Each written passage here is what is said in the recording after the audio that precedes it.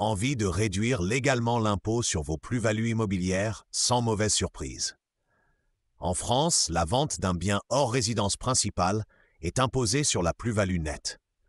Le taux d'impôt sur le revenu est de 19%, auquel s'ajoutent les prélèvements sociaux de 17,2% et parfois une surtaxe sur les hauts montants. Première astuce puissante, visez une exonération totale quand c'est possible. La résidence principale est exonérée si vous y vivez au jour de la vente et vendez dans un délai normal, en général inférieur à 1 an après le départ. Sont aussi exonérées les ventes dont le prix est inférieur à 15 000 € par vendeur, ou la première vente d'une résidence secondaire si vous n'avez pas été propriétaire de votre résidence principale durant les 4 dernières années et réinvestissez le prix dans l'achat de votre résidence principale sous 24 mois. Deuxième levier, optimisez le calcul de la plus-value en majorant le prix d'acquisition et en minorant le prix de vente. Vous pouvez ajouter les frais d'achat forfaitairement à 7,5% si vous n'avez pas les justificatifs et les travaux réalisés par des entreprises avec facture ou forfaitairement à 15% si vous détenez depuis plus de 5 ans. Vous pouvez aussi déduire du prix de cession les frais supportés par le vendeur, comme les diagnostics obligatoires, la mainlevée d'hypothèque ou la commission d'agence payée par le vendeur. Troisième clé, jouez la durée de détention qui réduit chaque année la base imposable.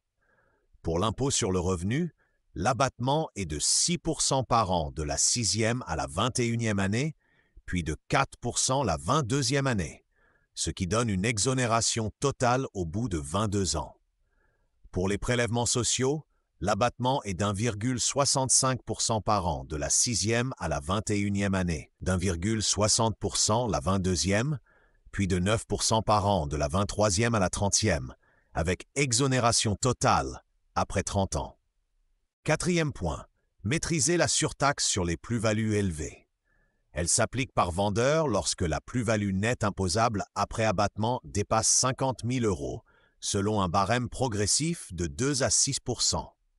Répartir la propriété entre plusieurs vendeurs réels, par exemple via une indivision existante ou une donation authentique avant la vente, peut multiplier le seuil par personne de façon légale, à condition que l'intention libérale soit réelle et que l'opération soit encadrée par un notaire.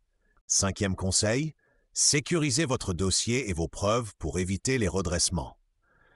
Conservez actes, quittance de taxes d'habitation, facture d'énergie, attestation d'assurance et facture de travaux par entreprise, car ils prouvent la résidence principale et les dépenses déductibles.